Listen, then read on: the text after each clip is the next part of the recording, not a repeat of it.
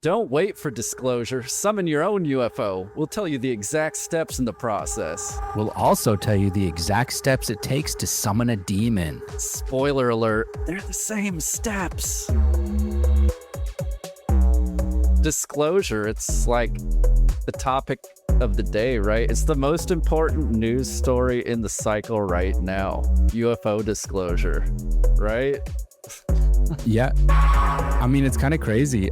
We've been planning this episode for about a month now, and a couple weeks ago, Trump just kind of tweeted or whatever he did on Truth Social. But yeah, he basically said he's just gonna release the information.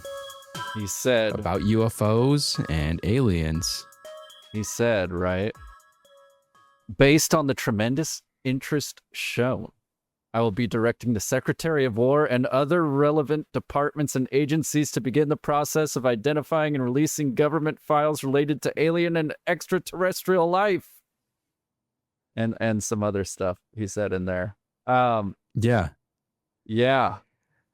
So, and that was like pretty big news at the time. And that couple days before, when Obama said something about the aliens on some podcast he was on, I didn't really watch it, but it seemed like the full clip was a little bit more like kind of speculative and kind of just playful, kind of him playing around. But then later, when Trump is asked about it face to face, he's like, he wasn't supposed to do that, but maybe I'll let him off the hook and release the information. That's what it felt like. It felt like a response, and basically trying to further embarrass Obama in any possible way he can is kind of what it feels like. But the whole thing, right, is a bit of a non-story, even though we're covering it right at the start. But that, right? The Biden administration already passed, like in a bill that was passed, there was a provision in 2023 that the National Archives and Records Administration were supposed to establish a collection of government documents about UAPs. Mm-hmm. And I mean, before that, even AARO was already started. And so Congress has already been pushing for this. These things are getting passed in Congress. There's these hearings. And then Trump just sort of waltzes in and tries to attach his name to the narrative is kind of how I feel about it. Yeah. Well, and it's interesting too, because he truly doesn't seem like he really cares about the topic that much at all. And he even kind of said it in the interview on the plane, where he's kind of like, I don't think about it that much, but other people do. Maybe I'll, and it's like, okay. But yeah, it does seem like he's, anything that's going to get him some recognition or whatever, he's kind of putting it out there. Or is it a distraction? It could be. I mean, there's enough to distract from. And so, right, we're supposed to trust Trump to release information from the UFO files because of his track record on being transparent about information on secret files. Mm-hmm. You know the files I'm talking about. Would he even have the ability? Even in his tweet, he sort of acknowledges it's not on him to release this information. He's calling on elements of the government to release information on UFOs and ETs. Mm-hmm. And for his part, whatever his part is, Hegseth has said that he will. I don't know. There's some he tweeted about it also with like an alien emoji and like a guy saluting emoji. And so it's like more tongue-in-cheek bullshit response from people in government and in the media, Well, there are a few people in his group that do seem like Rubio. Basically, he's been kind of on the trail for a while, and he for sure, he does seem like he's interested in the topic and interested in finding out about it. Whether he released it or not, completely different story. But at least there is somebody in there. Marco Rubio talks a lot, in The Age of Disclosure, released last year, 2025. It's a good documentary, and I mentioned this to you over a message, is just that, like, if you're into this sort of topic, if you're listening to a podcast about UFOs, disclosure, etc., you probably already know this information. But it's really good to see it direct from the horse's mouth, hear it direct from the horse's mouth, like extended interviews with Marco Rubio, but Lou Elizondo, Hal Puthoff is on there. So it's a cool documentary. And the director, producer, Dan Farah, he's sort of like was in the news, like doing a victory lap when the tweet came out from Trump, like sort of claiming that like the documentary he made is what motivated Trump to say that. So I don't know if that's necessarily the case, but could be. Yeah. I don't know. Well, and then, I mean, this is literally breaking news because on the 17th, on St. Patrick's Day, the government, the executive office of the president registered aliens.gov. Yes. And so, I mean, it seems like they're making moves. I don't know. I mean,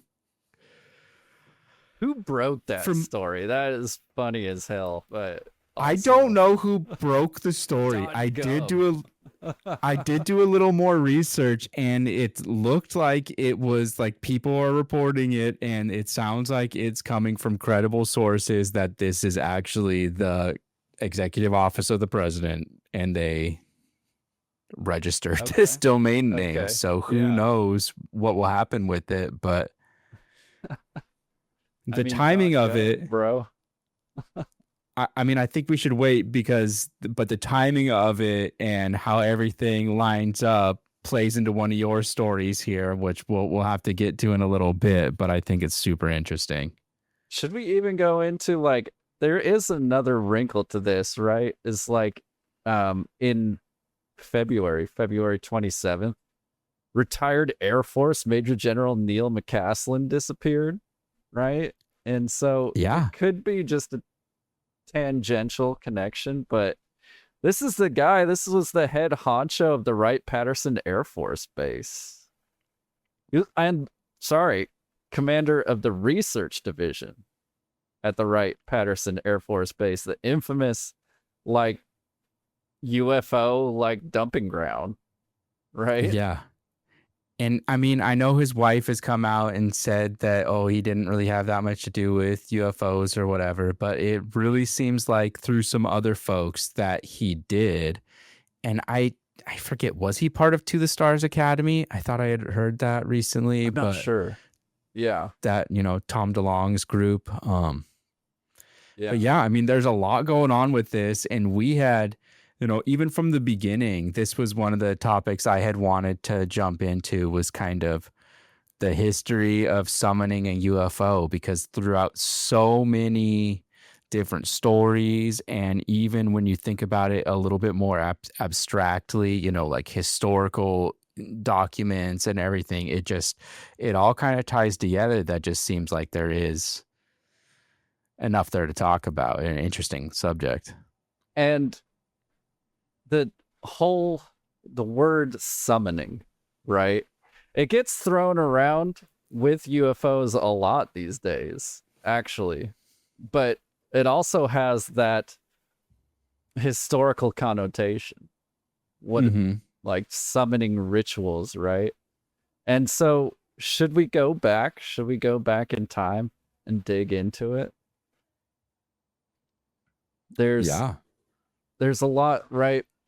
Von Daniken's Chariots of the Gods, Ancient Aliens. People know about these topics, but I think a lot of people think of like the ancient accounts of UFOs as, well, if they believe it at all, they think of it just like, oh yeah, aliens have been making contact with the planet for a while now, for hundreds, if not thousands of years. But there's like more to it than that. And we'll get into it. We'll go over this stuff, but what do you what do you think about the Bible? Yeah. Well, I mean, that was, you know, I did go to a Catholic grade school, Okay. but I was never technically Catholic, but it was, kind of interesting. Biblical stories to me, they're kind of one of these things. They're hard to pin down because they've gone through so many different translations and changes over time, and even different versions of the Bible tell certain parts differently and have different interpretations. And then, I mean, just like with anything, you can read it from day to day and interpret it different yourself. But so, they kind of have to be taken, and filtered through the kind of modern parlance of our time. And I think that there's at least a good handful of stories that can come back to this idea of summoning or calling down a UFO or helping you get in contact with another intelligence, be just a voice in your head or an orb or light or a quote burning bush. A burning bush. I was going to say, yeah. And so it's like, there's manna from heaven. There's so many stories in the Bible that seem somehow to link to the modern day phenomenon that is understood as UFOs. But like, you have some specifics, right?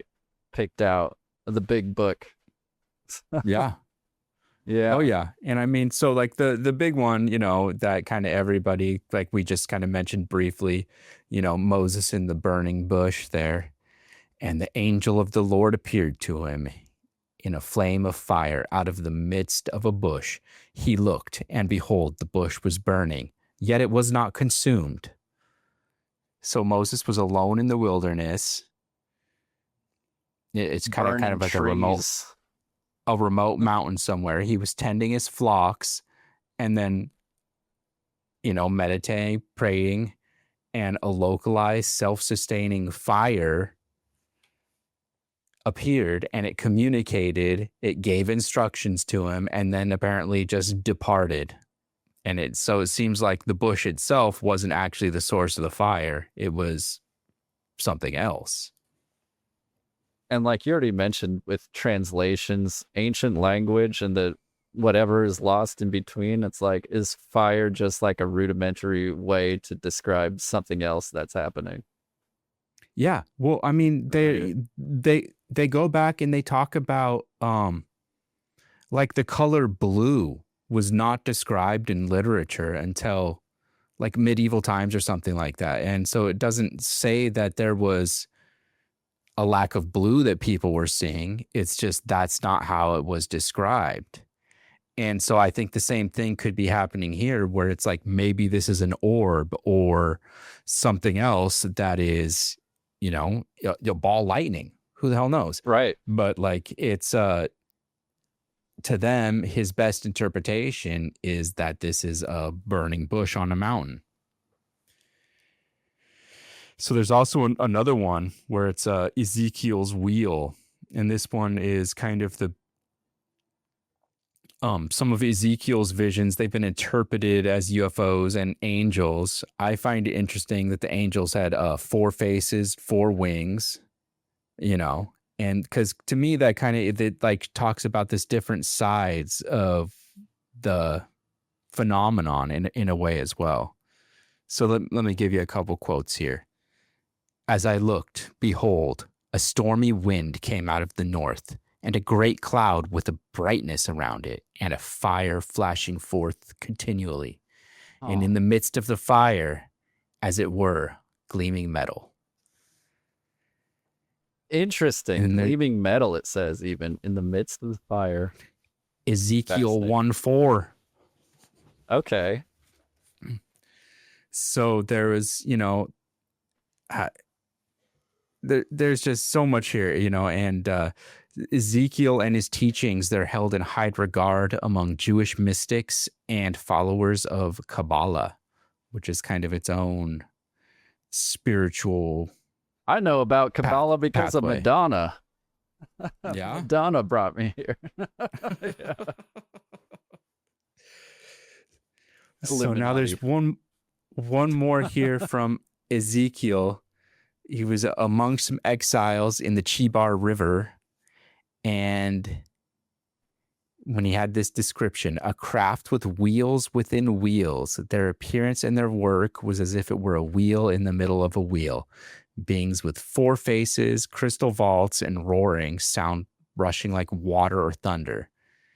This is the most technically detailed contact events in scripture, and so like that's kind of one of the ones that has constantly been brought forth by UFO researchers. That's it talks about like a kind of a spinning wheel with another wheel inside it, and they're like even going other directions, and then I think one of the books you dove into, Diana Pasolka's work there, they just talk about the kind of the angels, and that I think she describes Seraphim, some of Ezekiel's and Ezekiel's descriptions as like one of the most accurate descriptions of angels or something. She's an interesting one, an academic, a professor, and also very fascinated by the religious connotations of UFO experiences. And I did look at her book, American Cosmic, and I did not prepare anything for this show from it because we have so much ground to cover. But yeah, I think later on, get into that, future episodes. Yeah, for sure. Like this is it is such an interesting topic, but I kind of didn't understand even how broad and it was going to be, where this is going to essentially be a brief history. We're going to be running through this stuff. We'll do our best to put sources in our show notes here for y'all, but if you anybody check it out, wants to talk about that further, just send us a note and we'll figure it out for you. So I mean, I have a couple other things here that I think touch on good examples from the Bible. One is Daniel's vision after fasting and prayer. To me, this is one of the most striking examples of kind of summoning via preparation, be it like meditation, fasting, prayer. And so he said, ritual involved. I lifted my eyes and looked, and behold, a man clothed in linen with a belt of fine gold from a paws around his waist. His body was like beryl, his face like the appearance of lightning, and his eyes like flaming torches. His arms and legs like a gleam of burnished bronze, and the sound of his words like the sound of a multitude. I mean, so a lot of that gets kind of heady in its description, but, he is talking about his eyes like flaming torches, his arms and legs like a gleaming of burnished bronze, and his words like the sound of a multitude. I mean, like it's almost more than one voice going on. Yeah, man. So yeah, have you ever even heard a multitude, dude? And so he was fasting and praying, and then he has a vision. And so that kind of, goes into a ritual, preparation, and then an event and a contact with some kind of non-human intelligence, NHI, which we'll be throwing that around, I'm sure. So indeed, keep that one in mind there. Yeah, so it's like part of like the whole discourse surrounding the Bible is like, is it historical fact, allegory, somewhere in between? I tend to think that it's somewhere in between, where, a lot of biblical scholars do like point to what is historically verifiable about the Bible. I don't want to dispute, like, I don't want to act like none of it happened. Right. it seems clear that a good number of these people described in the Bible did exist in the world, you know.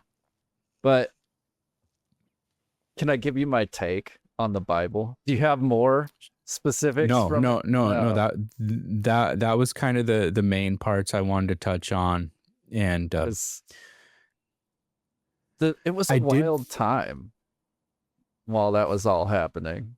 Both, I mean, Mhm. the writing of the Bible, right, has come over time in phases, different books written at different times, right? But this the setting where the stories take place, the time period they take place, um, it was a wild time Mhm. in world history. Um, but so that's what I want to get into. This is my take. I promised a take. I have a couple takes throughout this, but it's as if the New Testament is the Bible's attempt to make the Torah, the Old Testament, the traditional information contained within work for a broader audience. It's almost like they've adapted this information to then work with what was happening around that time in the world, because we were becoming a global community at that time. And what I'm getting at is really the Hellenistic period of ancient Greece and the Roman Empire, right? Which is Mhm. that period of time is designated by historians as like sort of starting at 300 BC, going into 300 AD or CE, whatever you prefer, CE. And at that time, there was like people in Greece, in ancient Greece, really absorbing cultures from all over the planet. And there were people doing magic, dude. They were practiced ritual magic, and they would pull from like traditions of like Egyptian deities, Isis, Serapis, Syrian gods, and just stuff from all over the world, because there's more of a cultural exchange than ever at that time. Mhm. And so people were consulting oracles, they were using charms, casting spells, but from what we have, right, is the writings. And a lot of what I'm referring to goes back to Neoplatonism and the writings of people involved in that practice, which was philosophers interpreting Plato's dialogues. So it's Neoplatonism, Plato, right? Mhm. We already know he's the source of info for Atlantis, right? But he wrote about a lot. I don't know if you've heard of this Plato guy.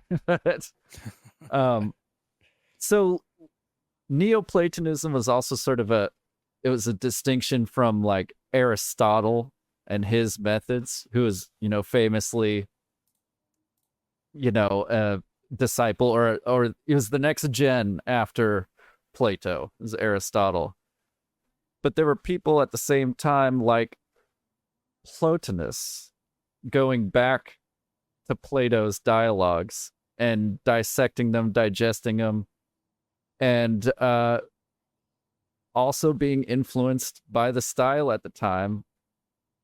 Greek, Persian, Indian philosophy, Egyptian theology, metaphysical writings, paganism, Judaism, Christianity, the Gnostic practices, Islam, right? And so they were sort of melding all these ideas and writing about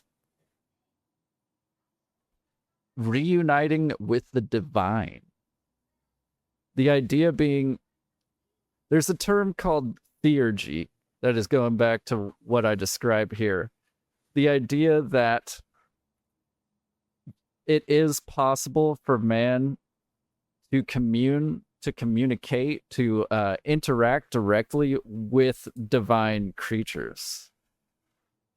So even further than I mentioned Plotinus, There was Iamblicus. I'm butchering that, but Iamblicus These are was some names. was a student of Plotinus, right? And this guy emphasized invocation, ritual action, and the use of symbolic materials to engage the divine. He conceived of gods, angels, demons, and heroes in specific numbers and talked about the specific way you went about contacting each of these. And this was different because it was like you there at home, DIY, talk to gods and angels and demons. It wasn't going through the church. It wasn't going through priests or other people. It's like, hey, bro, this is how you get in contact with a demon. This is how you talk to angels, right? Mm-hmm. But that is basically to lay the groundwork for what comes later, which we'll get back to, because societies like the Hermetic Order of the Golden Dawn and further esoteric societies really go back to this concept of identifiable divine creatures that we can get in contact with through our actions. Yeah. So just laying that out there.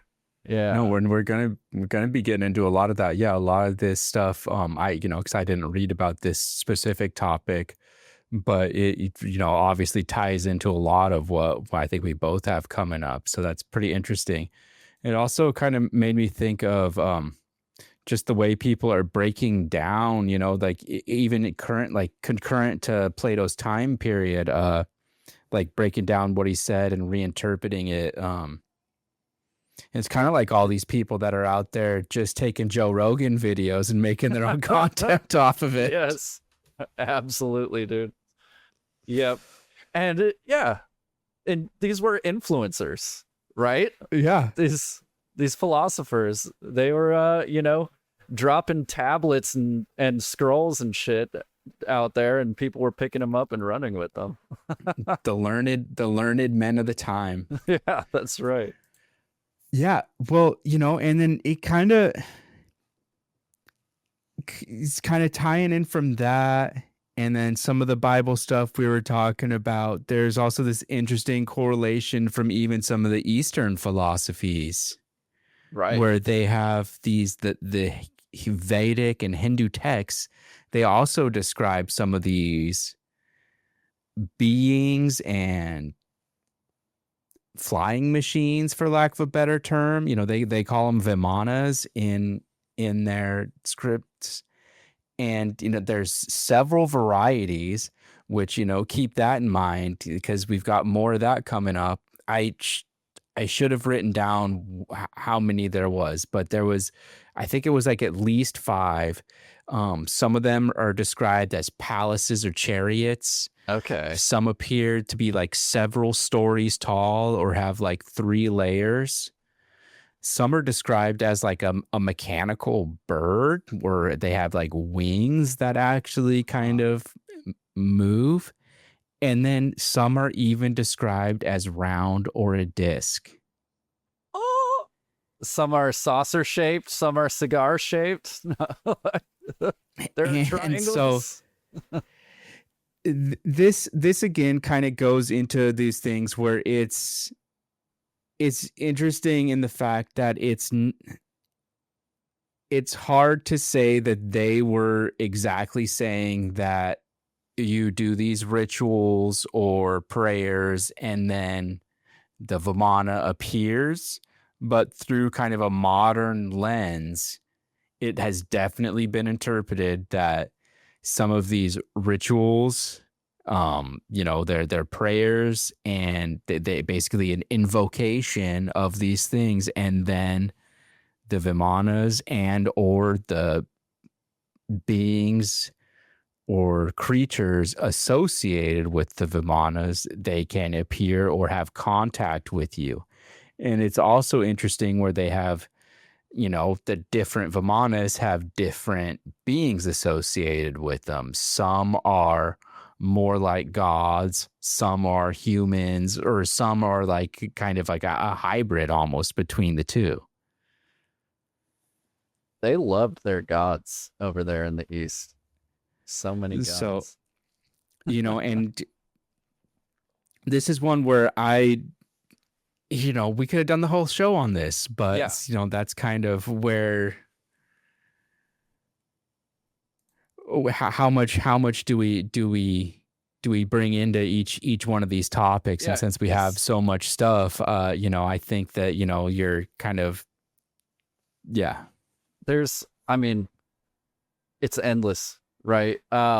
There's like at the same time any of this is going on, there's shamanism in less developed cultures. I hesitate to say primitive cultures, but indigenous cultures, right, have shamanism going on where they're again really getting in contact with things they believe are like distinct entities.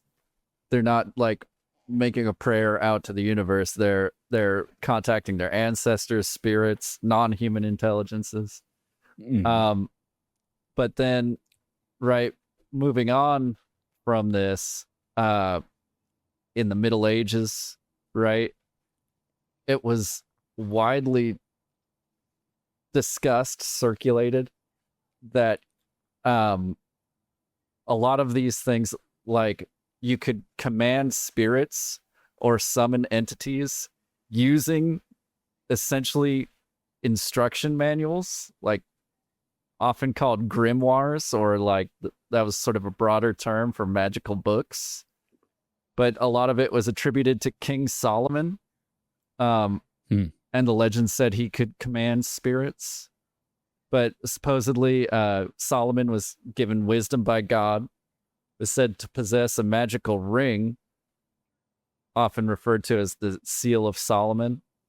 And it was provided by Archangel Michael to bind spirits, particularly jinn and shadim, forcing them to aid in building the Temple of Jerusalem, which is wild, right? But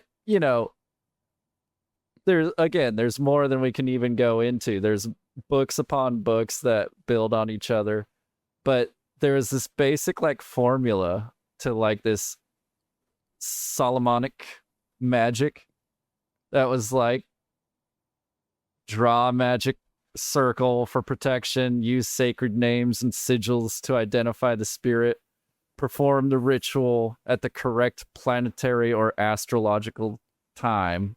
And so all those, obviously, those ideas have like filtered into even like popular culture and say like horror movies, that like demonstrate something similar to that. You got to draw your circle on the ground in the basement and say the right magic words. But but it, again, that was the Middle Ages, or that was popular and talked about a lot in the Middle Ages. Well, so what area of the world was he, this King Solomon? It was kind of like, I believe King Solomon is sort of like the actual existence of King Solomon's a little debated, right? Like, but I'm honestly not sure, because a lot of this was talked about in Europe, but I feel like Solomon was where from. Yeah, like more like the Middle East or something. Yeah, I mean, Middle the fact East, that they were talking about the jinn, is kind of would more aligned with the kind of Muslim ideologies and stuff like that. Building the Temple of Jerusalem, which is in modern day Israel, but like so he existed where that all really popped off, where it was the hottest. Yeah. Well, and I mean, coming back to that, the jinn idea, that's a really interesting one too, where they are, always described as having a human form, but being made of a smokeless fire. That's right. And I've always found that super interesting And being able to, like, again, interact with humans, non-human intelligences that are present whether we realize it or not. And might be demons. They might be demons. Well, kind of all your magical kind of talking kind of filters right into one of the guys I researched on this, which is John Dee. And he was a very interesting character. He was born in 1527, and I would not mind coming back and doing a deep dive on this guy because it's so interesting. I've heard of him before, and I know, some of our later topics will kind of build on some of his ideologies and traditions, but he's just so interesting. He super smart guy, just devoured all kinds of books and text, and even got sent away to learn. He was English, and he was okay. At one time he had the largest library in England. That's an accomplishment. They love books. Yeah, I've seen it. Castles full of books. That's impressive. He was mostly known as a mathematician, but he was, genius, heretic to some, a scholar to others. He was an advisor to Queen Elizabeth. Before that, that's major red flag. He was jailed for sorcery for a brief time as well. So there's all kinds of things like that. But he and this, I don't know, cohort, kind of coworker, Edward Kelly, they really got into the whole idea of ritual magic, and they were big into, building a circle to protect yourself, and then scrying, or kind of looking into a mirror in a dark room, hoping that you can see or contact something on the other side. People have used this throughout history as a method to, divine the future, or see, kind of like you use your third eye, tap into your third eye, and have kind of visions of, something that you can't see physically. And they basically, it seems like, got kind of obsessed with this idea, and they, through their contacts with these other intelligences, Edward Kelly would start channeling. They thought they were angels. And so they had this whole, what they called kind of Enochian alphabet. Let's see if we can pull this up here. Okay. So in the modern day time, it is a little bit dubious, and people say that it has too many, the Enochian language that they use has too many correlations with English. And so why, just because they correlate directly to letters in the English language? Come on. And so it's, maybe these guys just made it up. But, that could go both ways, because it's nothing to say that we... Well, isn't language just made up? Didn't someone just make up everything we're saying right now? Exactly. So who's to say that, the languages that English was based off of weren't, directly based off of this? I don't know, but it's interesting, and the symbols are fun, and so basically he has notebooks full of this Enochian language, and so basically it's his own angelic language, Enochian language.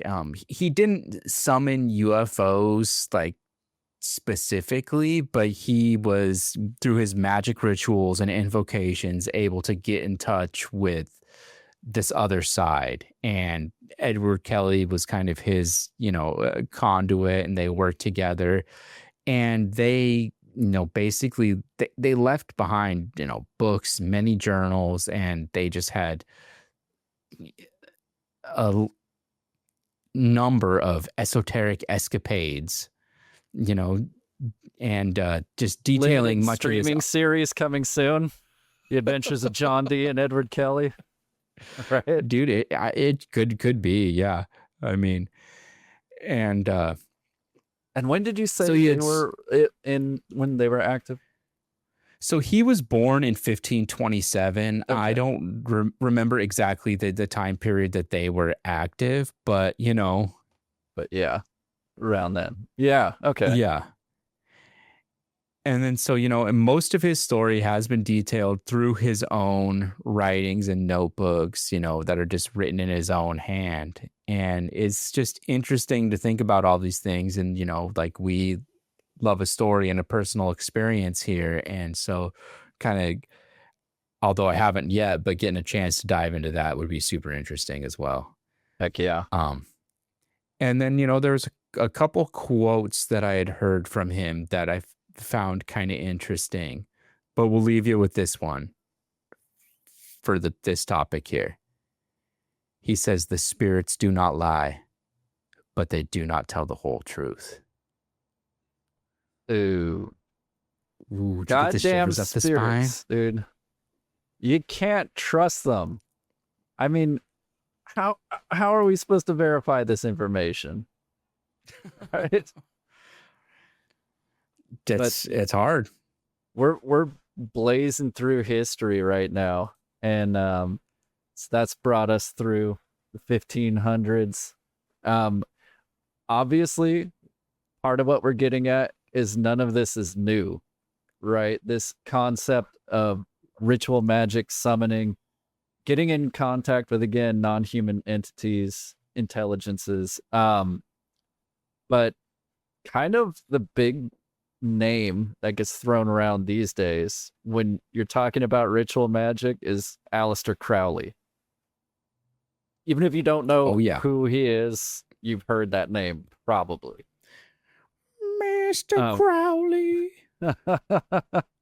So, like, I've tried to get into, like, the history of Aleister Crowley before, and it's a little impenetrable. It's hard to approach as a topic, but the more I get into it, the more I'm like, I need to know more about this maniac, right? I've read some of the stuff he's written, not a lot. I've more now looked at writing about him, and that's, I think, the key to getting into Aleister Crowley. Read about him, the events in his life, the influence he's had, and then maybe more of what he's written will actually make sense to you, Yeah. Well, and so he was born in 1875, so that's a little more recently, and so they do have like a fairly good account of his life.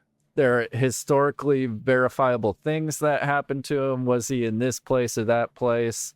We can trace like the places where he lived, the people that he knew, and really the influence that he had on people after that. It's like, it goes on to this day, but so yeah, he was a famed occultist and founder of Thelema.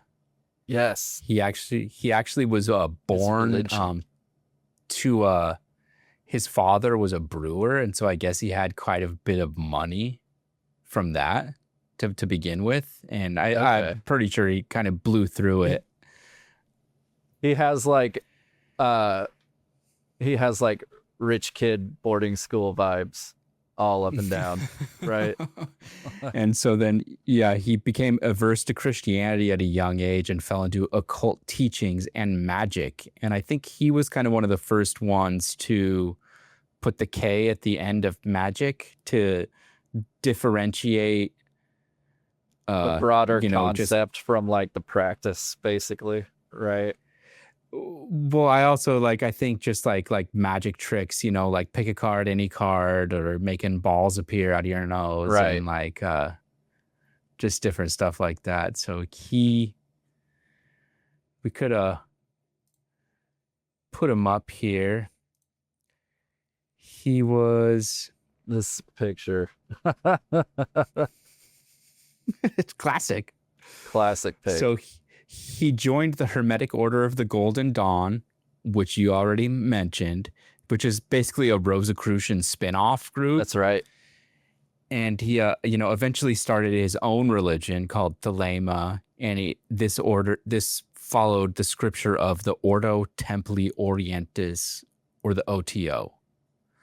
And I kind of had to sum up some things here, and so I just said, with a long storied life, he traveled the world, he battled addiction, he performed many rituals and magical workings of varying degrees of success.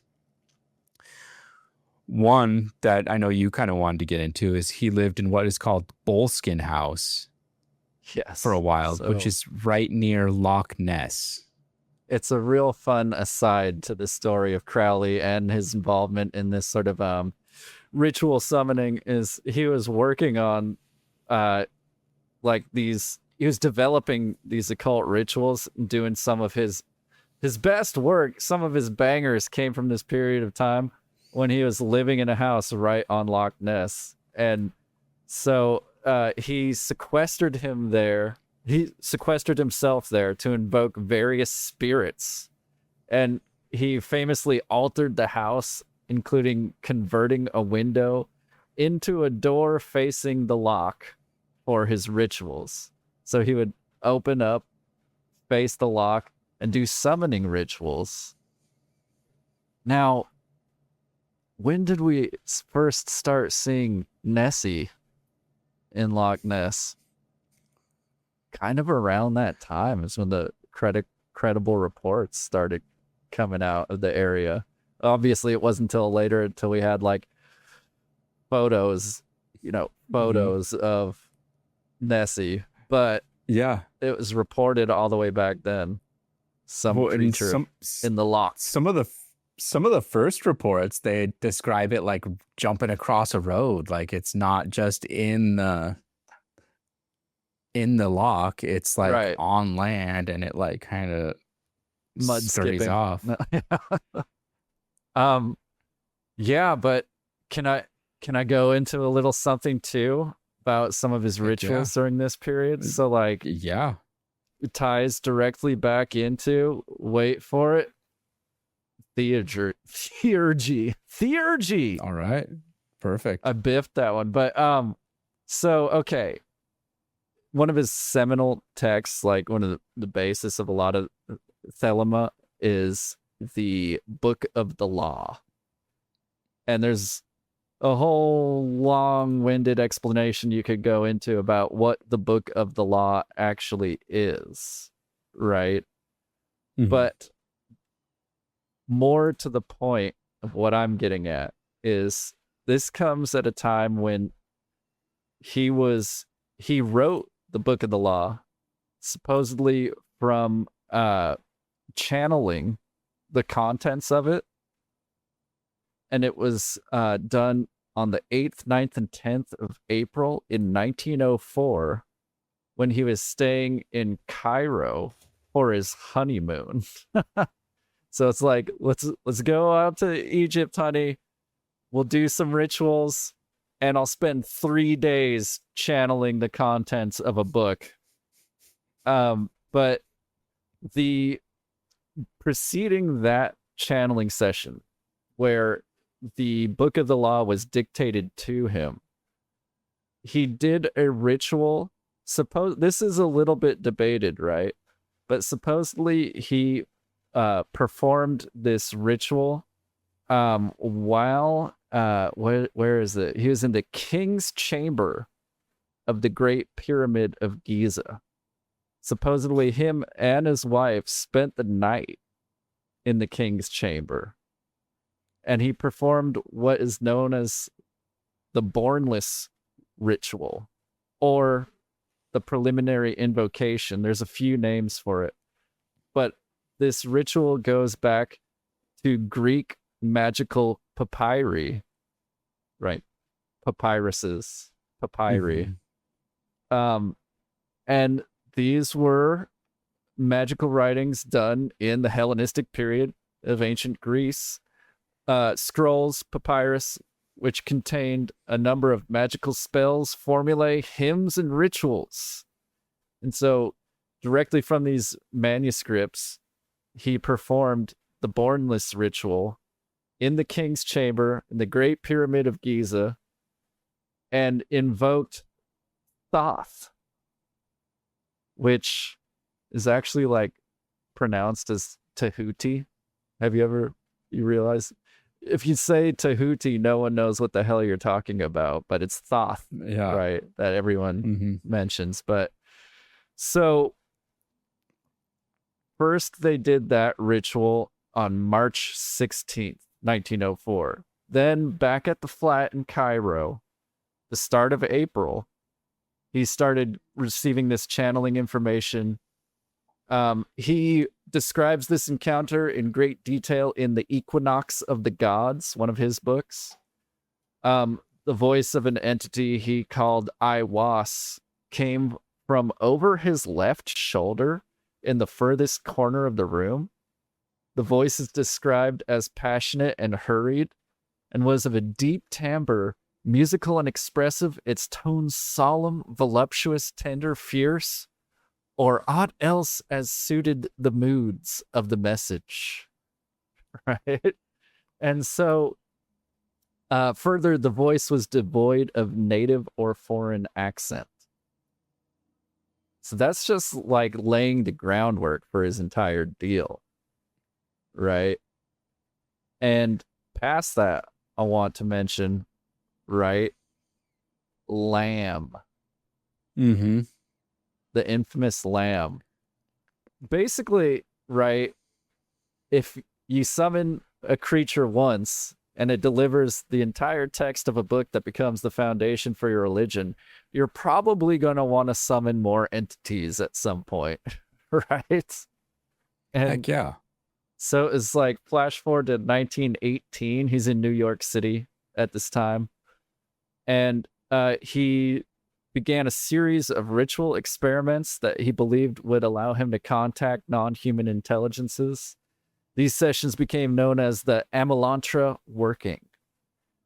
And so there was more than just the ritual that we're getting to, but it's talked about a lot in UFO circles.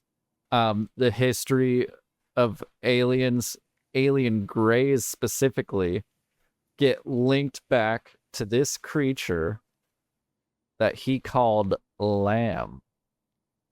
And so during one of these rituals, he contacted this entity. He didn't describe it as a spirit, right? It's an entity.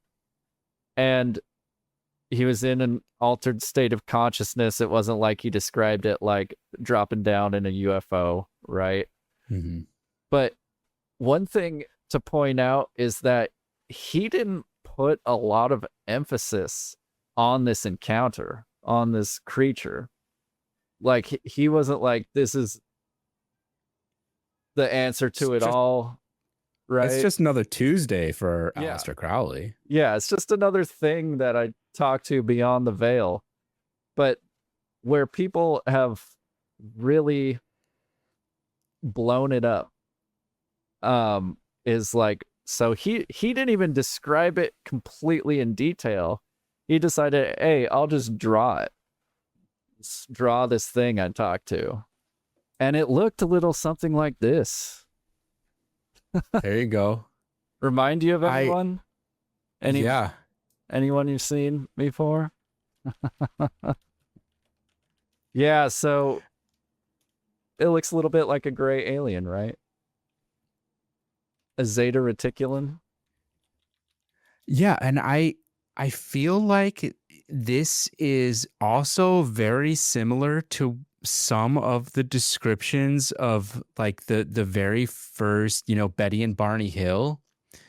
It's real similar to some of the creatures that they were describing, because especially initially they, were not exactly like our gray aliens like we know them today, but they One also major didn't have difference was the eyes, right? yeah. That Betty and Yeah, Barney Hill described. they Yeah. didn't have as large of eyes as kind of the grays kind of today are known for having. And I was trying to pull up a picture real quick, but then this Little creature here beady eyes land, this guy got. yeah, but it still has, very minimal nose, almost no mouth. Also, I'm seeing a cape here, which is Yeah. scary. The style at the time, dude. You got to be fashionable. Mm-hmm. Like jumpsuits weren't in style yet. So yeah, it's just something he met. He just chatted with Lamb and sort of went about his day, left the drawing behind. Take from that what you will, but Yeah. it does seem to have an ominous correlation to like Betty and Barney Hill and everyone past that who've described these creatures. Well, and so yeah, it definitely ties in, and he was definitely seemed to be, unless it's all just made up from the mind, he, was through ritual and was able to contact some other NHI, non-human intelligence. But another being that Aleister Crowley was chatting with and just hanging out with was Jack Parsons. Right, one of another entity. Yeah. early founders of rocketry in America. And he was connected to so many people. Crowley was. It's crazy. Heads of state, is like entrepreneurs, but yeah, Jack Parsons, rocketry. Jack Parsons, he's another real interesting character. He was a founding member of the Jet Propulsion Laboratory in Aerojet.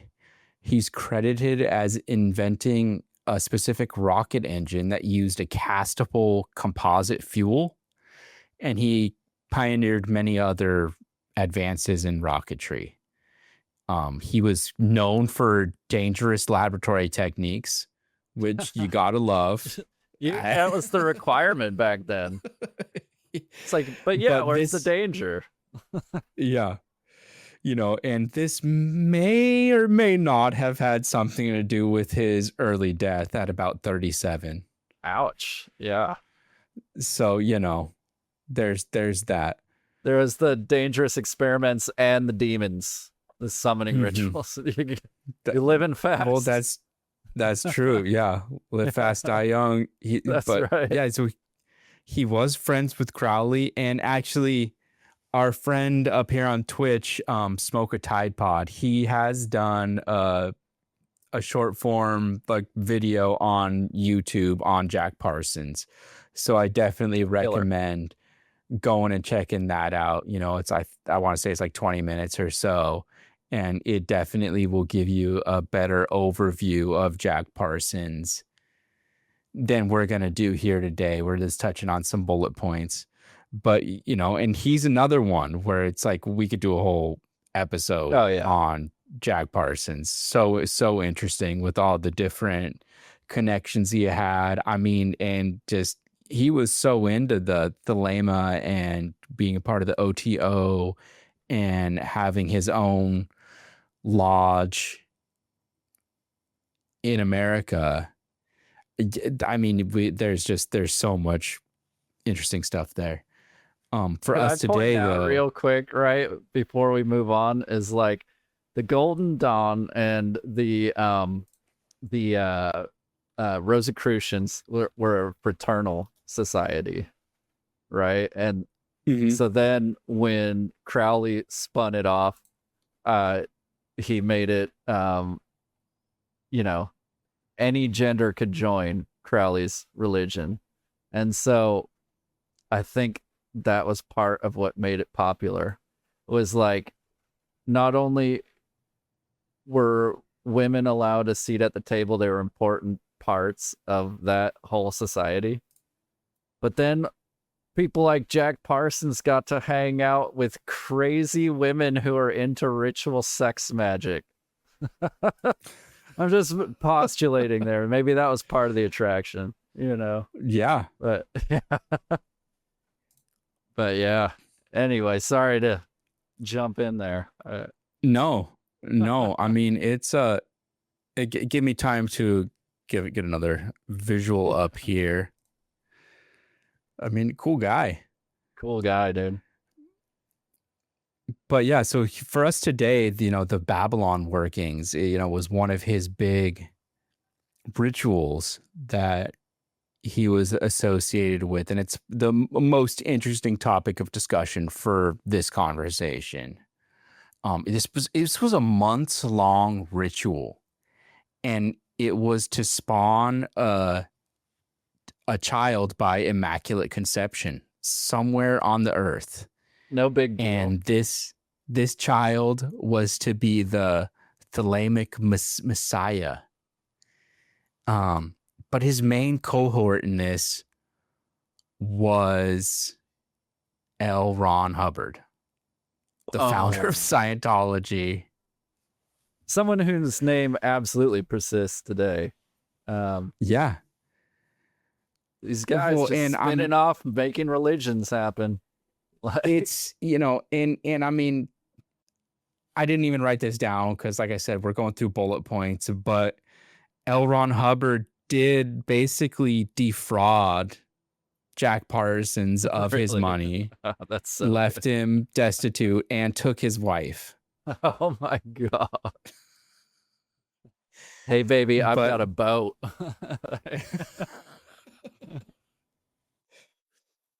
But they did believe that they were working on, you know, through this magical working, that they were going to be able to open up a dimensional doorway. And this didn't actually manifest as a doorway from anybody's knowledge, but the timing of it is very interesting, and how this correlates to modern day ufology, because it was right, I think it was right at the beginning of 1947, I believe. Right. And this is just before modern day ufology kicked off, with the Maury Island incident right outside Tacoma, Washington, the Kenneth Arnold sightings, and then a few months later, come July, was the Roswell crash, which I don't know if I think that was aliens or really a UFO, but we'll have to also save that for another show. Yeah. For real. So, I mean, yeah, what do you think about the timing of all that? Like, they were doing these rituals, and then now all of a sudden UFOs are showing up. It's what brings it all together. Like, I don't know what I believe about much of anything, but I believe that when these people get together and set their intention on something, it's entirely possible that they could have brought forward these entities, whatever they are, that could have led to, it could be the start of a surge, right? When you do powerful enough ritual with enough intention, maybe they really did break the seal on allowing these things into our dimension, our plane of existence, our planet. What if, like, just throwing around, you know, speculative theories, what if it was just sort of like a signal light that went off on our planet, and on, you know, some plane of existence, some sphere, like, these entities like see that like a flare in the night, and they're like, oh, let's go check that out. Right? Yeah. And show up. I mean, so they say that, you know, in kind of the psychic realm, things that have more mental power drawn to them are a brighter beacon Right. in this space. But kind of as I'm just I didn't even write this down, but like kind of as I'm thinking about this now, and we're talking about, you know, maybe correlation doesn't equal causation, but also at the same time period, that's when they were working on the nuclear bomb. And Yes. would it be crazy to think that, you know, it's also kind of ritualistic and just hard to think of the words because I didn't write any of this down, but it's just like it becomes a ritual to have everybody working in secret, everybody working on True. their thing together. It's collective And intention. Yeah. yes, yeah. We gotta we gotta drop these bombs on these foreign adversaries. We gotta get to work. No, absolutely. That is it. Yeah, absolutely solid comparison. It it was a wild time in general. Yeah, that you mentioned Kenneth Arnold already. Yeah, 1947, which is yeah. like And I mean, in the heat around of that World War II. But yeah, around that same time period, there was a lot of these contactees, is what they're kind of known as in the UFO circles or whatever. yeah, the 50s and 60s, but again, like late 40s, sort of the contactee era, as it's Late referred to. 40s, 50s. Yep. And so, again, bullet points here, but there was a couple ones that I'd like to talk about. You know, this George Adamski, he claimed deliberate telepathic contact with a Venusian named Orthon in the California desert. Keep that location in mind, California Right. desert. We're coming back to that.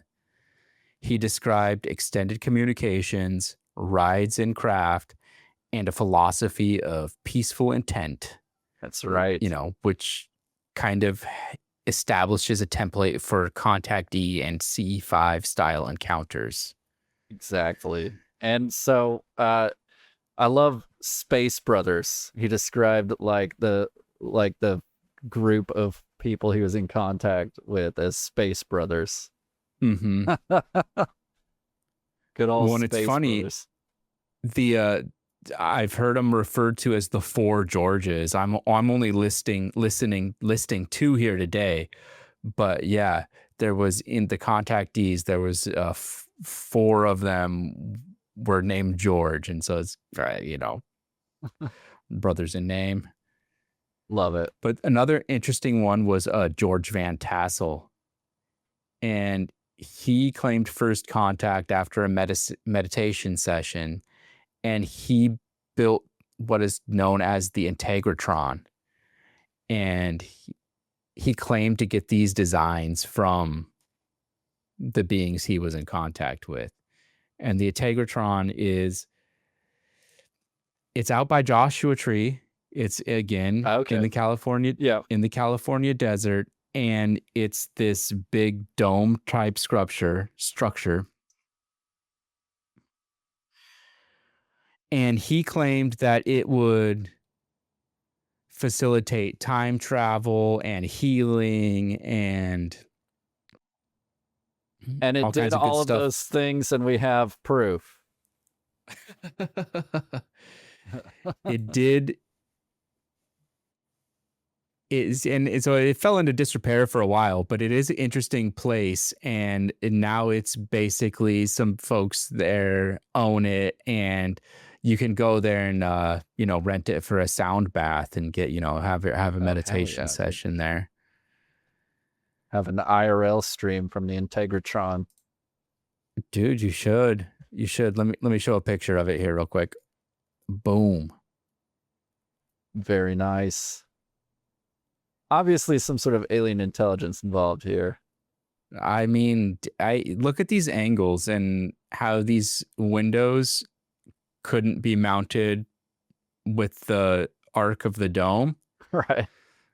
So, I mean, this is very all like jokes aside though, it's like if you feel inspired enough to build something like this and put this out there into the world, it's he believed he was being sent this information and that he needed to act on it. You know? This isn't just some idle hobby you get into. Right? Yeah. Yeah. I mean, it took time, money, a lot of dedication and effort, and he thought it was, he was being told to do it from another intelligence.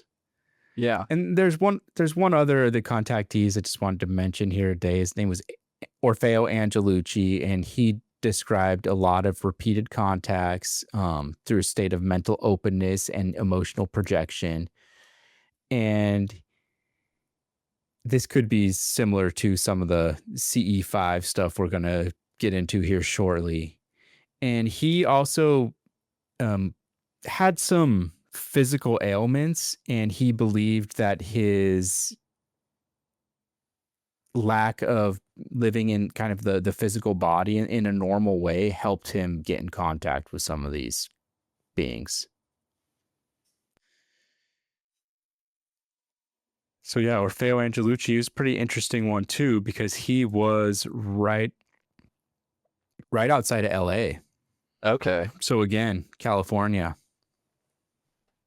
People in the desert in California having telepathic connections with aliens. Yeah. It was the style at the time. Yeah. And so I think we chatted about this on a different show. It wasn't like the last episode of the podcast, but the 1970s were a wild time just in general, but Definitely. all of this stuff coming together, coalescing in different ways. Like the 50s had laid the groundwork for the entire like contactee era thing going on, the largely positive message from the entities that were contacting people. And as we know from modern lore and case history, it kind of took a dark turn there. But the 70s is right on the cusp of that. Right before, like, there were more cases of, like, people getting abducted and having experiments done on them and unnecessary surgery and taking biological samples from people. In the 70s, it was like, again, like a transition period almost. Yeah. Well, in kind of the Cold War era, there's claims on both sides of the US and Soviet side of having kind of psychic programs within the government. And these were Which used we definitely did. Right? Yeah. Like we know that now. Yeah, for sure. That's, I mean, I brought it up on our last call-in show there. This book called Mind Reach. I want to read that. It's a great book. Me. Yeah. I mean, remote viewing is definitely one we're going to have to get into soon. But so they were just looking at different ways to establish contact with unknown intelligences, and one of the main folks kind of in this area, is still kind of a name today, is Uri Geller. That's right. He supposedly had contact with a group of cosmic intelligences called the Nine, which he's another one where I haven't dove much into his story. Just here and there, he's popped in from time to time, but we could definitely do a show on him. Stuff about him and from other podcasts, and like it's a fascinating fellow. Like, had a reputation for psychic abilities outside of being involved with like Project Stargate and the remote viewing program. Like he did a lot. He was out there doing the most. So he was contacting the Nine via trance states and automatic writing. And researchers, including Whitley Strieber, have noted parallels to other channeled contact claims. And I guess since I don't have him anywhere else in the notes here, I thought it might be interesting too to talk about Whitley for just a second, where it's like his contacts were not initially brought on by meditation and ritual. They were unwanted, undesired, and he was, the story goes, taking on these craft and, you know, like you were talking about, some pretty horrific stuff happened to him.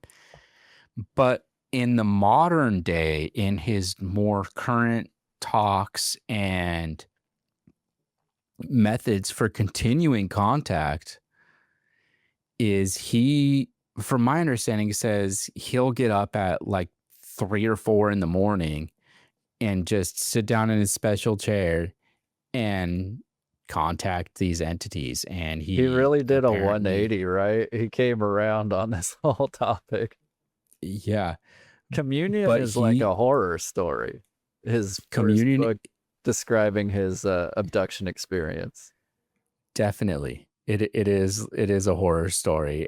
But yeah, now he's basically of the opinion that,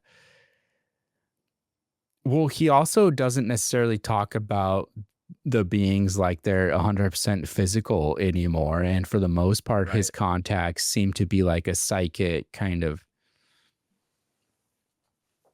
which is just interesting how it takes that turn and how it connects with consciousness is something that, you know, I don't know if we'll ever get any answers for.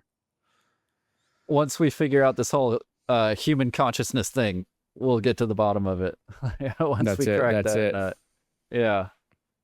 Now, so there was also this guy called Ted Owens. Have you read about him much? I have not. But yeah, again, podcast mentions and stuff. Real wild claims. Really cool story. So he claimed to summon UFOs through mental commands and what investigators called statistically anomalous results. So, and you know, Jeffrey Mushlove, who I think wrote the book, The PK Man, he says he's documented dozens of cases of this. A lot of influencing the weather is what I remember from the stories, and like predicting earthquakes and stuff like that. Like where, you know, who knows, but supposedly some of it was verifiable. But yeah, what else? Like, I mean, we're attempting to give a history of alien contact with humans, but of course, really from the lens that we're talking about, human intention playing a part with those encounters. There's a lot we could talk about. We could go on and on about it, right? But for sure. We've already mentioned it a few times. CE-5, the guy who's kind of top of mind when you talk about this stuff. Old Stephen Greer, right? Should we get into it? Yeah. I was thinking that Greer. As I mentioned the CE-5 a couple times, we maybe should have, but we'll dive into it now and tell them about it. The broad strokes, right? Stephen Greer, he founded the Center for the Study of Extraterrestrial Intelligence, I believe in 1991, I think, was when he founded CSETI. But he has an interesting story, and he's another figure who's very influential in this space, but also very well connected at this point. He knows all the people. But what is CE-5 protocol? It's a system for making contact with alien entities through focusing consciousness through meditation and intention, right?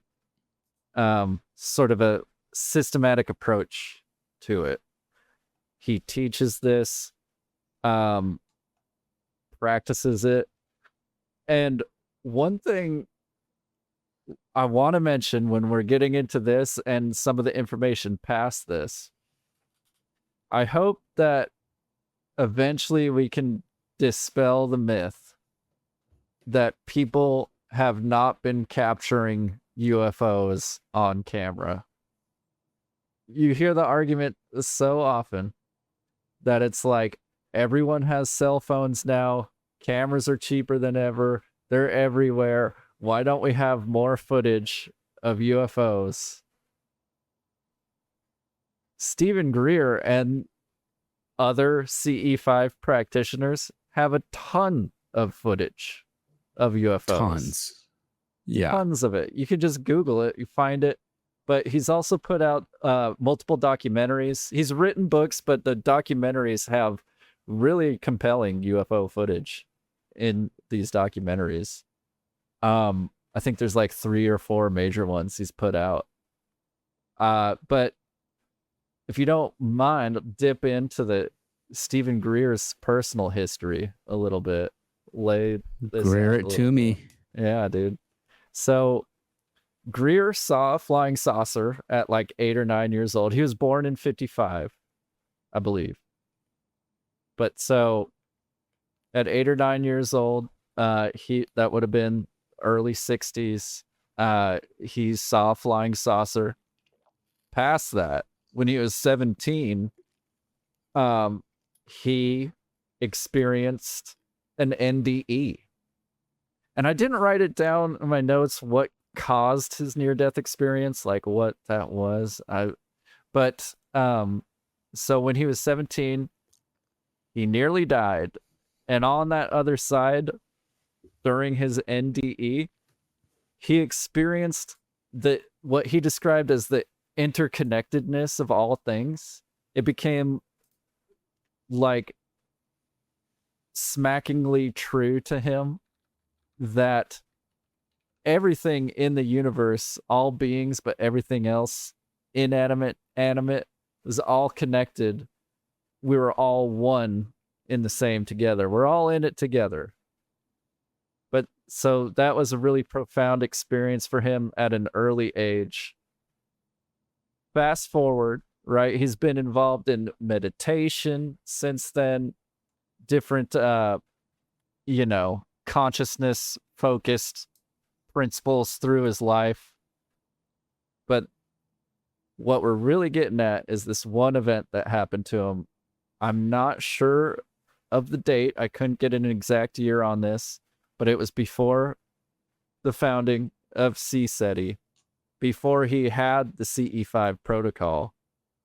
He says in an interview that I watched, he was in a meditative state and he broke through to the same feeling he had from his NDE, that really intense feeling of interconnectedness to all things in the universe, right?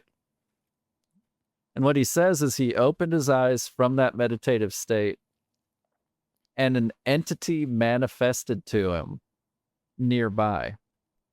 And the way he described this thing, he said, at first he thought it was a deer on its hind legs standing upright.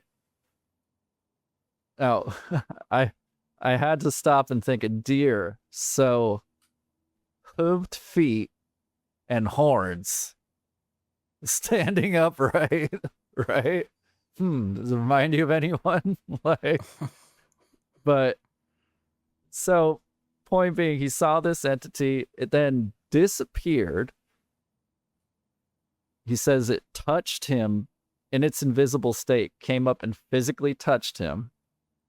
And that touch transported his consciousness onto their spaceship, these creatures' spaceship.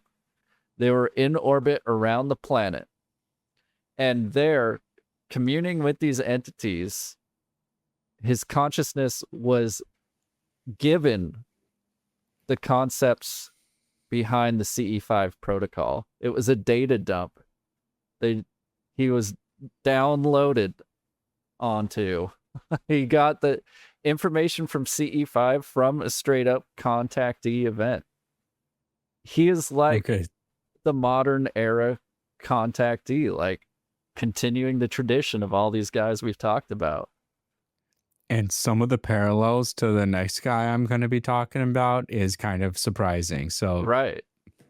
And so really it results in him, like I said, developing a system for like focused on consciousness for contacting ETs and inviting them down, summoning them to appear. And so 2 years after he was given this data download, he performed the first group event using the CE-5 protocols in the French Alps with multiple witnesses, where all of these people in this group said they saw an upside down pyramid manifest in front of them. whoa. And that's his thing, is like, I mean, you can do it by yourself, but he often hosts like groups that come together and have these events where they're filmed and everything, and a group will witness UFOs based on their like collective meditative practice. Mhm. And I'll go more into like exactly what that process is, but those are the big points for Greer and the sort of source for that information that he gives out to people. It's pretty wild. He's a wild individual. Well, I mean, so this next guy I want to talk about, he's James Gilliland. And I first heard about him on Coast to Coast interview a while back. Okay. And he has had multiple NDEs. And I think he said he was the first one. I think he was pretty young, and going off memory here, he was out surfing or something like that, was out on a sandbar, and basically a sneaker wave came up, sucked him under, and he just sucked in some water. And it sounds like there was a lot of folks got sucked under. And so the kind of the lifeguards, pulled him out. Were like, bro, are you okay? He's like, yeah. And so then he kind of went and passed out on the beach for a little bit until some water came and was like coming up on him again. And then his friends were like, dude, come on, let's go. Let's get out of here. But he says in that time that he had, after he had gotten basically died or had those moments of death, he had, I didn't write this down, but the parallels are just so crazy. He had contact with another being or intelligence, and he was basically given the option to come back. And it was, they said, like, what do you want to come back for? And he was like, I want to come share the knowledge of source and, basically all this like super new age stuff. Yes. And so that's basically what he's been doing. Okay. And so he had a near-death experience at a young age, came back, made it his mission to help others make contact. And so he doesn't have CSETI, he's got ESETI, ESETI.org, which is enlightened contact.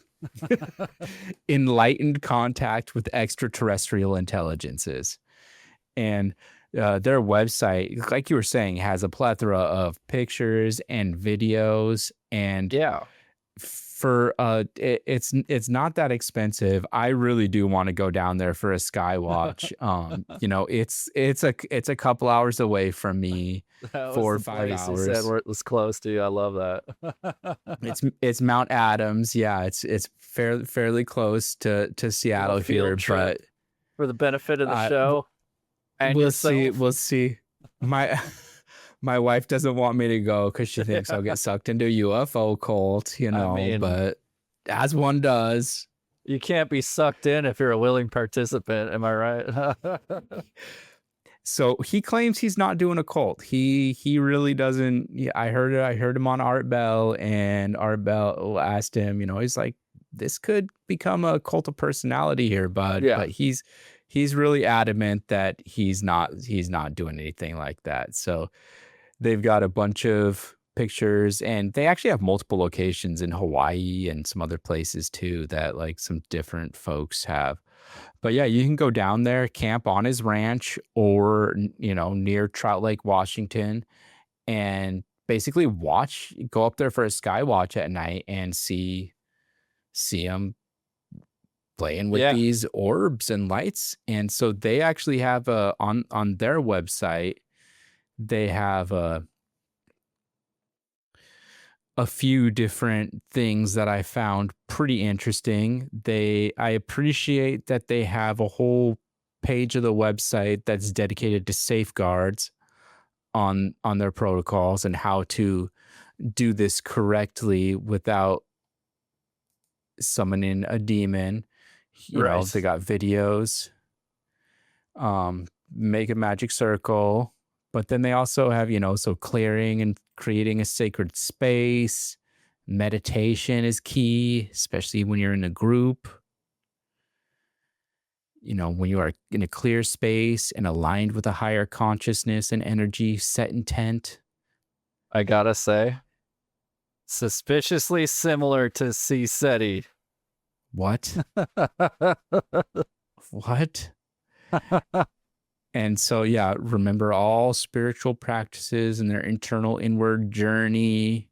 Contact, yes. So anyway, all this is pretty interesting. The place looks pretty cool. It does seem like it's a little culty, but I they see also, lasers and high-powered flashlights. Right. yes, they often will play with the lights that they see, but Can I share something too, real quick? you're not supposed to bring your own lasers. Oh, you're not. Oh, No, you gotta be on staff. They don't want everybody just doing a laser. because it might end up something like this.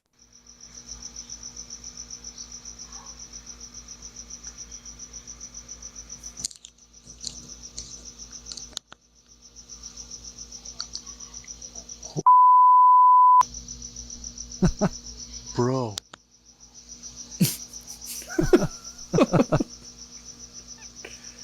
Oh my God. No way. Dude.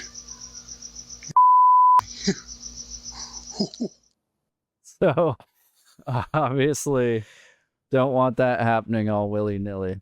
That gets repeated on social media, that sort of thing right there. Yeah, they have a bunch of videos, and then but see there, instead of just one dude, they have a whole group of people going, "Whoa, Yeah, holy yeah. cow! Oh man, I spilled my coffee." Yeah.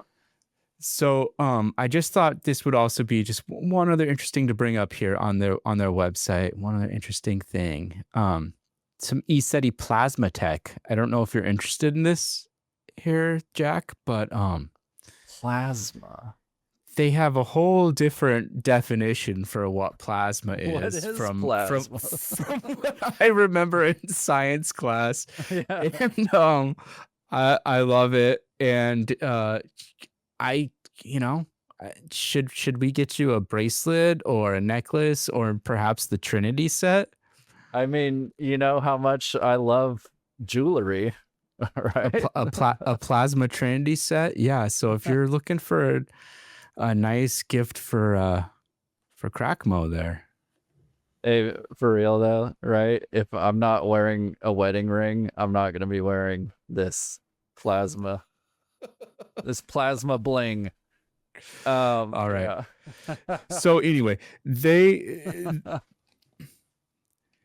the parallels between him and Greer are pretty amazing. I didn't realize that Greer was a NDE experiencer as well. And yeah, a lot of their protocols are the same, but then they also like appreciate a group, and the group intention apparently has power in this realm. And there are some major players in this modern sort of contactee era, the UFO summoners of the day, right? And the groups working with them. So we'd be fucking up if we didn't talk about Chris Bledsoe. I read his book, UFO of God. It's kind of a mess. So to his credit, in his story, he talks about how he didn't continue on with school past high school. He has a high school education, but he somehow managed to write a book that's over 300 pages long. So I can forgive a lot of it. And there's a ton in this book for anyone interested in these topics. So check it out, UFO of God by Chris Bledsoe. I'm not going to go over all of the fascinating things he talks about, but just to give you a sense of this guy's sway, this guy's importance. There was an introduction to the book written by Colonel John B. Alexander, right? Who is the guy that George Clooney portrayed in the movie The Men Who Stare at Goats, right? He was meeting with Uri Geller back in the day. He was investigating all sorts of high strangeness for the military. So Colonel John B. Alexander writes the introduction, personal friends with Chris Bledsoe. The foreword is written by Jim Semivan, former CIA clandestine directorate of operation PhD, right? In the book, Chris Bledsoe's name dropping left and right, hanging out with Lou Elizondo, Hal Puthoff, Tom DeLonge. He's hanging out at NASA. He's being contacted by the CIA, invited to the Monroe Institute, right? So there's a lot in this book, but who is this guy? Who is this guy, Chris Bledsoe? He is another, what I would argue, is a modern day contactee in the tradition of the contactee era folks, experiencers. And again, read the book if you really want the details on all of this. His contact event first started in 2007, January 8th, 2007. And he was, one thing that's fascinating about it is he was with a group of people. He was with his son, Chris Bledsoe Jr., and 3 other guys, and they were on a fishing trip. And so he witnessed flaming spheres about 45 feet in diameter, as big as houses, swirling red-orange flames like the sun in the sky. A third one appeared. And they got freaked out. Yeah. It was very traumatizing for his son in particular, who still does interviews about it. And so he had missing time that night. So many different details he could go into. But that night, his first contact event, later that night, he saw entities. He said he saw 2 3.5 foot tall beings gently glowing the color of the moon with red eyes and a glassy, translucent triangle fixed on their chests. After this, all sorts of things popped off for him. He was having apocalyptic visions, nightmares. But so eventually what it gets to is he sees this lady. He refers to it as the lady. And this is a subsequent contact event. He says, "Before me, a woman floated in a circle of light. Poised still and silent, she gazed down at me. Her beauty tranquilized me and my fear vanished. I was kneeling in the circle of light emanating from her." So very it says, she had a gleaming robe, The garment was simple, and it was like he compares it actually directly to ancient priestess robes. And so it's like there's a religious aspect to it through and through. And she communicated to me that the orbs, the beings, the missing time were all tools she had been using. So this lady, this glowing lady, is behind this entire series of events that he's witnessed. And she's also responsible for his apocalyptic visions of possible futures for Earth. And she vowed that if I continued in this mission, she would protect my family and me. She would allow the orbs to be photographed, and she would allow me to show those phenomena to witnesses outside of my family. If I continued to talk about what I saw, she said that she would never leave my side. Now, among other things in the story, he alludes to the fact that these apocalyptic visions that she was like transmitting to him were predicting COVID. That's his thing. He's like that the apocalyptic visions were leading into like 2020, and like he of course retroactively attributed it to COVID, right? But another thing she said at another point, the lady speaking to him said, when the red star of Regulus aligns just before dawn in the gaze of the Sphinx, a new knowledge shall come into the world. And he says, I was not sure what that meant. I've come to understand that around Easter 2026, there will be the end of an old way and the beginning of a new. Easter 2026.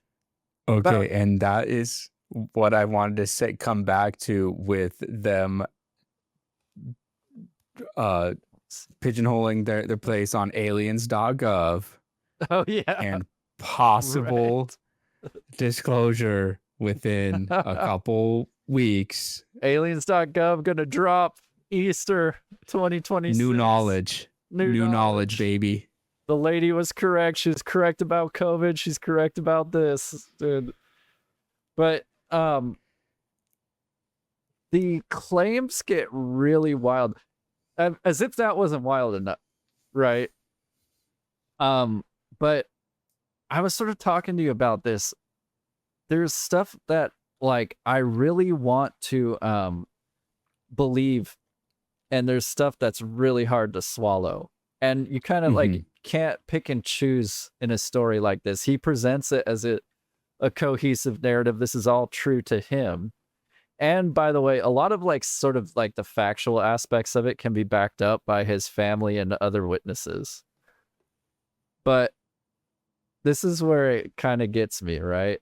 Is like after his contact with the lady, and when it really gets to that point, he starts to have the ability to heal people. He first heals like a gash, like a gaping wound in his dog. His dog is bleeding. His dog, yeah. And he heals his dog by putting his hands on the wound. And supposedly, hands. Yeah, exactly. And supposedly this was witnessed by someone else as well. But as it goes on, he cures like kidney failure. He cures cancer, dude. And as soon as there's that one, he's like curing cancer through prayer. I'm like, you know, like, it's kind of with you with UFOs and apocalyptic visions, but, you know, it's just a red flag when someone says, hey, I can cure cancer, and here's how. But, you know, let's give him the benefit of the doubt, because so many credible people do give him the benefit of the doubt. And to the point where he saves the Pope's life. Right? Da, da, da. So through like a psychic vision, he's communicated that like there's going to be like the Pope is going to be in danger during his visit to like Pittsburgh, Pennsylvania.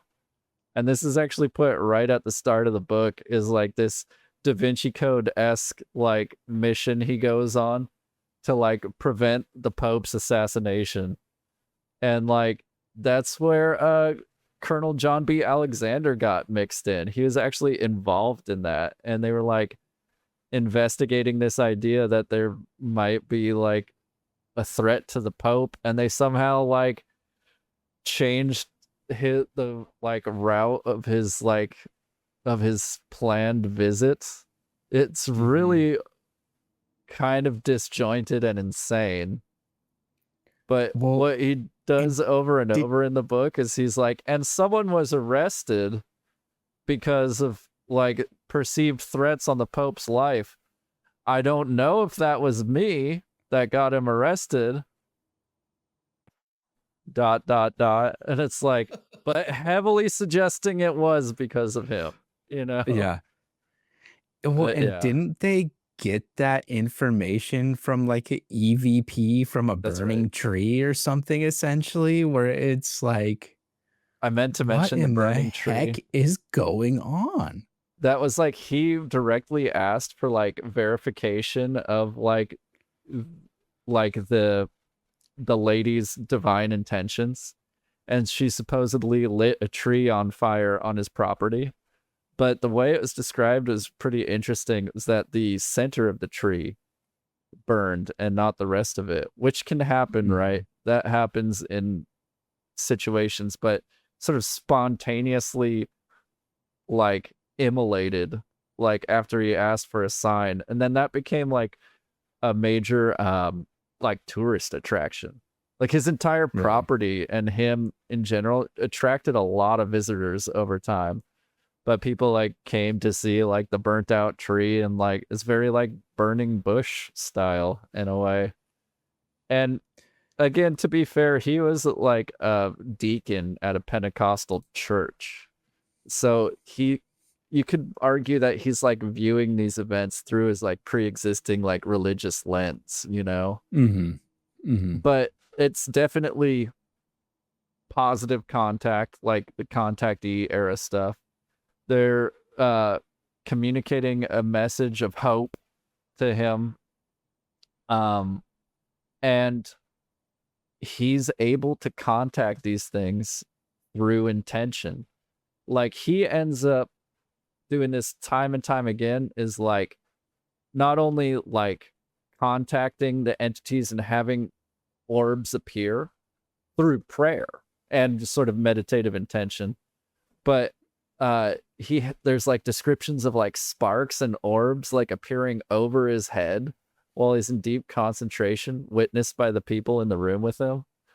And he's captured a lot of footage of this.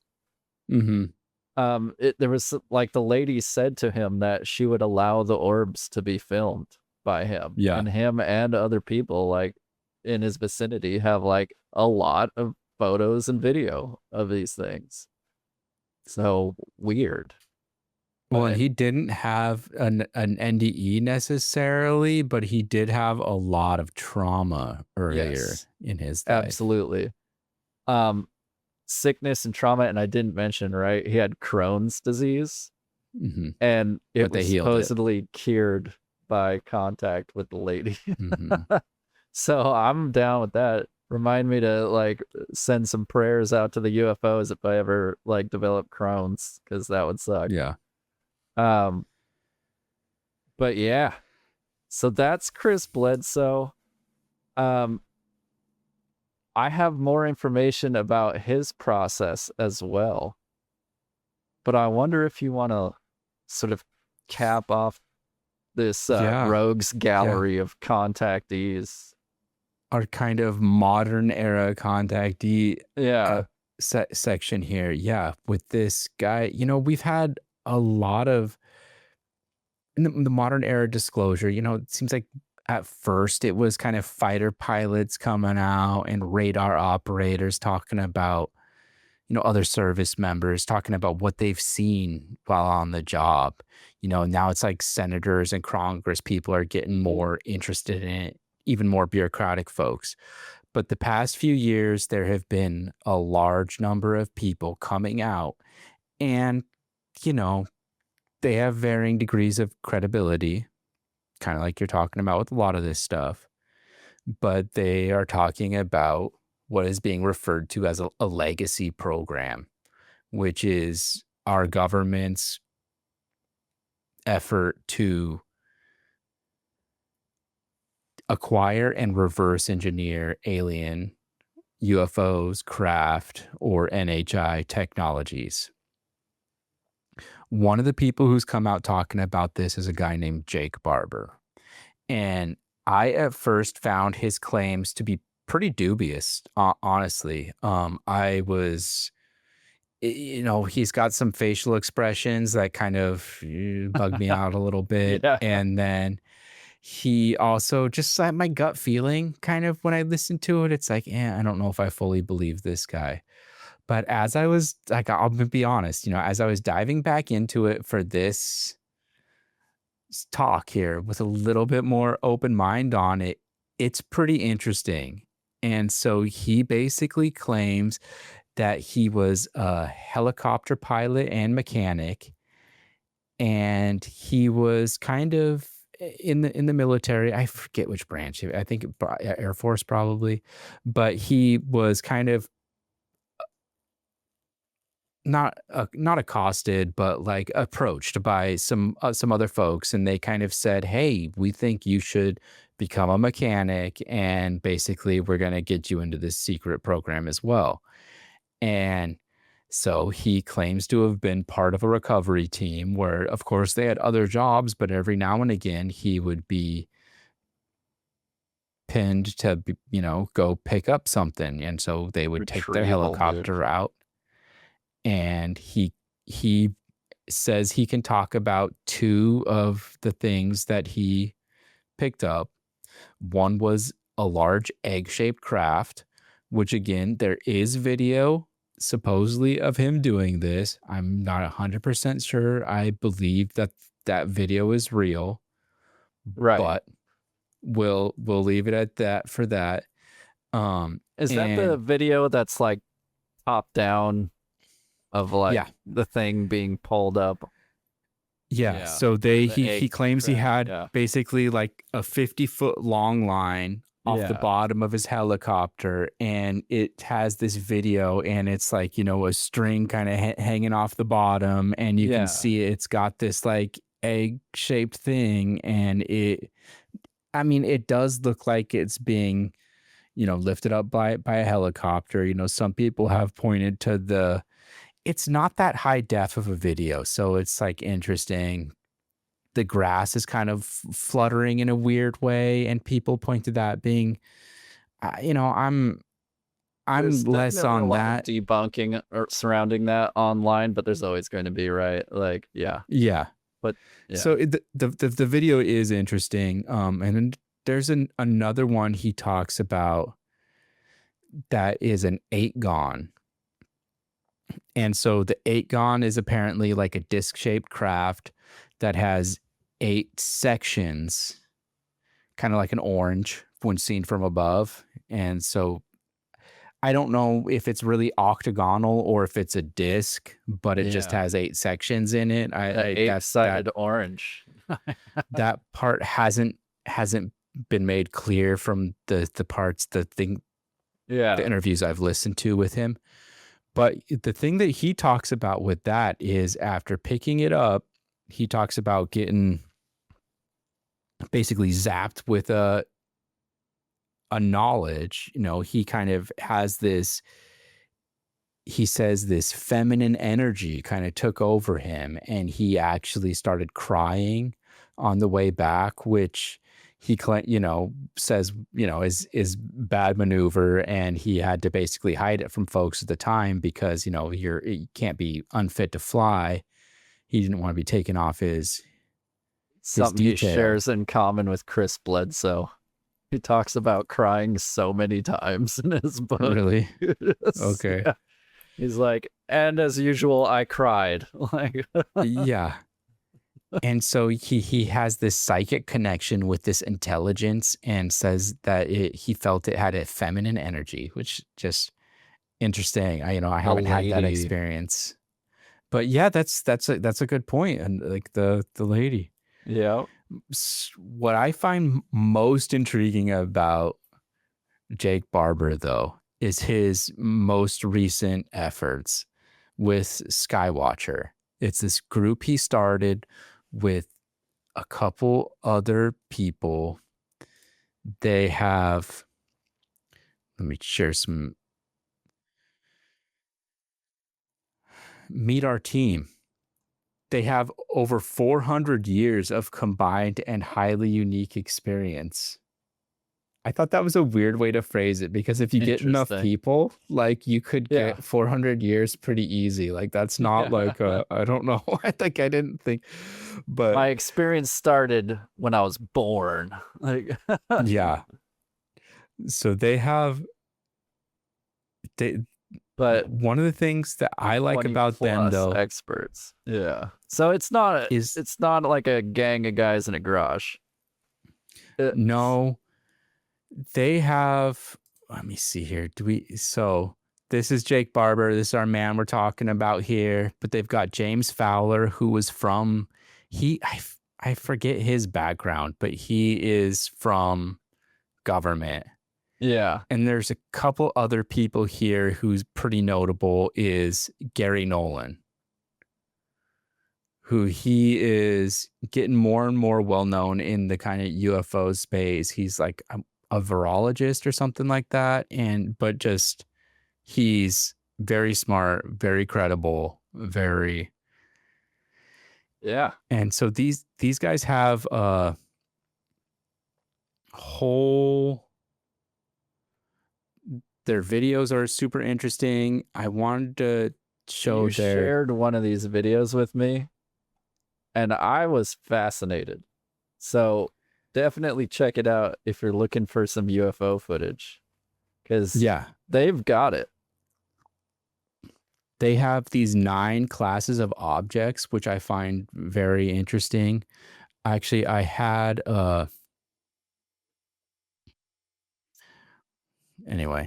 I had a picture of it more clear, but they have this tetra object, and they kind of give a brief description of it. Tic Tac, blob, which always is kind of like a Pepto-Bismol pink color, they say. A beam, which is like, I think it seems like what we see similar to some of these other videos where it's just like a light or an orb. But they say this one's only detectable in infrared. But they also have the manta ray, which is interesting, but it also doesn't fly in kind of an aerodynamic way. It's always tumbling. And so like it's not how you think a manta ray would go. Bright star, jellyfish, hornet, and egg. Which they do say that the egg is they in one of the videos I watched, they have they don't have that, they called it an emerging class, where they don't know that much about the egg, but they are able to. Okay, so let's kind of go back. This Skywatcher, they are using a couple different methods, and they are calling in these UFOs. Summoning them. They're summoning them. They're using what they call psionic assets, and that is a person who is more psychically inclined, and they'll set them up. Usually in the videos, they show them kind of in a sleeping bag. They have a light blocker over their eyes. Jake Barber says you got to be, you can't be hungry, you got to be happy, and you can't be horny or something. He's got this saying about it. And like, so you got to have basically all your basic needs taken care of, but that you're able to get into like a trance state. Then they can call. We got a operation tonight. Make sure you're not horny for that. And, but they also have what they're calling a UAP dog whistle. Yeah. which is some kind of mechanism that I have not been able to find very much information about, but that they are able to reliably call in these craft. And And it seems technologically like based. It's like and it their it seems like proprietary technology. they don't always know what's going to show up, but that it pretty consistently does show up. I mean, in the video I watched, they said that every time they do the dog whistle, something appears. We'll link to that video we're referring to. Check it Yes. out. Skywatcher. Super interesting. In one of the other interviews I heard with Jake Barber, he also talks about another piece of tech that they have that is basically able to help the psionic assets get into more of a flow state, more of a they're able to channel these things a little bit easier. They're able to. So I think it was like a brainwave thing, and they were like able to help them link into it and get into that kind of meditative zone a little bit easier. And so it's, I just find that super interesting. And as a person who's, built industrial electronics for a living, I want to find out how to build my own UAP summoning machine. Hell yes, dude. But they have lots of interesting footage, and what they talk about is almost exclusively daytime sightings, which is much different than most of the footage you see from Bledsoe or the East Side Ranch or Greer. That's a great point. And I was fascinated to see it. That was part of what got me going about that Skywatcher videos right in the middle of the day. Clear sky, UFOs. Yeah. Yeah. And it's an interesting sort of side note to what we're talking about. They are summoning UFOs, but through technological means. But I guess assisted by psionics. It sounds like it's both. It's both. Sometimes they are just using the psychic asset, the psionics, but yeah. So, at the start of the show, we promised everyone we would give them the exact steps it takes to summon a UFO and a demon. So, if you've made it this far through the episode, strap in, because this is that. All right? So, we talked a lot about CE-5. Stephen Greer. He really teaches this method. Like you can download an app. They have an app and learn how to do this. But the broad strokes are, number one, coherent thought sequencing. And he describes this in the documentary I watched. You mentally visualize your exact position, the surrounding landscape, and the planet from above. The idea is to broadcast your coordinates using consciousness itself, like a psychic GPS signal, right? He said you vector them into your location, right? Then group meditation and coherence. The group enters a calm, focused, meditative state, breathing slowly, no distractions, right? Intentional invitation. Once you're focused, you deliberately send an invitation, right? Then use of signals, right? Like flashlights, laser pointers, tones, or electronic signals. So it's in there, right? Meant to act as beacons, reinforcing the invitation. The observation phase, you wait and watch, and they show up.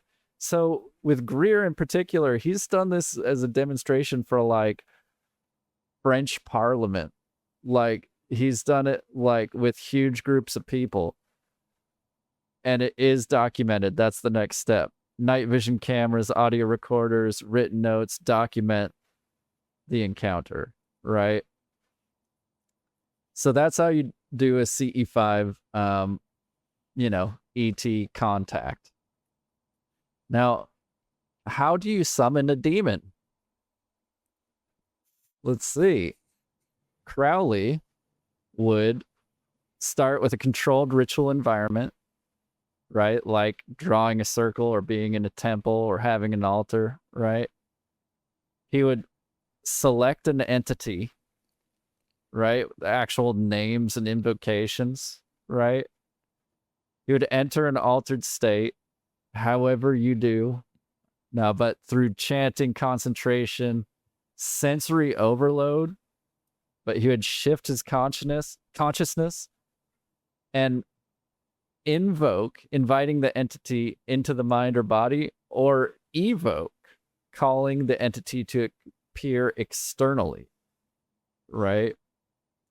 And then manifestation through perception. It wasn't always that they appeared solidly or physically, but it would occur through his visions or trance speech, like through a medium. He talks about his wife speaking on behalf of an entity, automatic writing, strong mental impressions, then record the encounter and close the ritual, right? So get together in a space, set your intention, use your consciousness, contact the entity, record what you experienced. Just like CE-5. I mean, It's the same damn it's thing, dude. so similar to what they describe on the ESETI website. Yes, And I ESETI mean- as well. And then Jake Barber's crew basically doing the same thing, even though they don't spell it out. 100%. No, yeah, that's exactly what they're doing. But this is what does Chris Bledsoe have to say about his method? One thing is that he goes into it piecemeal throughout the book, like how he figures it out and achieves these different things. So it is, again, a fascinating read, UFO of God, regardless. But at the very end, this is the way he closes the book, UFO of God, right? Do you want to experience the phenomena? All you need to do is humble yourself before the heavens. This simply means go outside and look up. Connect your heart and mind as one, humble yourself, and say out loud, I am here. It is not more complicated than that. God, the universe, whatever you call it, did not make it difficult to connect. You don't have to follow some set of formal instructions, learning fancy words and acronyms to experience the phenomena. It is between you and God. Just pick one spot in the night sky, surrender yourself, and say, I am here. And don't give up. Stay positive. This is just the beginning. The end. Yeah. So that is pretty funny. Yeah, I heard him say in an interview that he's just like, yeah, I just kind of go outside, do a little prayer, say, hey, what's up, God? Show me something, you know? It's like, so forget all of that other stuff we said, the thousands of years of esoteric tradition and writings, right? Just go outside, look up to the sky, and say, I am here. Done. Thanks, Chris. I mean, where does that leave us? Seems clear there's a long history of channeling other intelligences using the human mind as a conduit. Sometimes the NHI come through in the form of orbs, structured craft, humanoids, or even just a presence. UAP and consciousness, they seem to be linked somehow. But do we even really know what we're dealing with? As we've discussed here, no. No, absolutely not. So is this safe or good? Leave that up to you. Depends on who you talk to, I guess, right? Yep. Many people claim to get the feeling of love and talk of getting messages about raising your vibrations or other such things. A little new agey for me, but you know, I'm here for the ride. Right. Even Jake Barber, you know, as military as he is, he talks about a lot of that kind of same stuff with it. And for me, as much as I want to see a UFO, I'm not sure I trust it. Seems like they are, if they're able to manipulate our minds in such a way to, see these things, be it a being or an orb or a, actual flying disc. I just don't know if we can trust what they say and accept it as good. It's an unequal power dynamic, and I'm not into it, Yeah. Toxic relationship there. Yeah. But, I think we're here to hear for the stories, and we'll let the audience here be the judge. But if any of you guys have had your own experiences, please reach out at Anomaly Detected Podcast at protonmail.com or check out the YouTube or whatever. Hit us on YouTube. Comments, right? Respond to them all. I would love to hear what, not only if you've had experiences with UFOs, but what you think about these people doing this. There are a good amount of people out there that are just as hesitant as you or I are about this. Should we be even allowing these people to be summoning these UFOs in? Something needs to be done. But yeah, I'll let them. All that being said, I still kind of want to build one of the machines. Still kind of want to go hang out and watch it all go down. Yeah, man. UFOs, are they demons? Maybe. Maybe they're angels, though. Yep. And hey, you can manifest another video to watch if you click on the video up there. Like and subscribe. Yep. Smash that like button, hit us That's up. right. We will respond in the comments. We're not hiding. Yeah.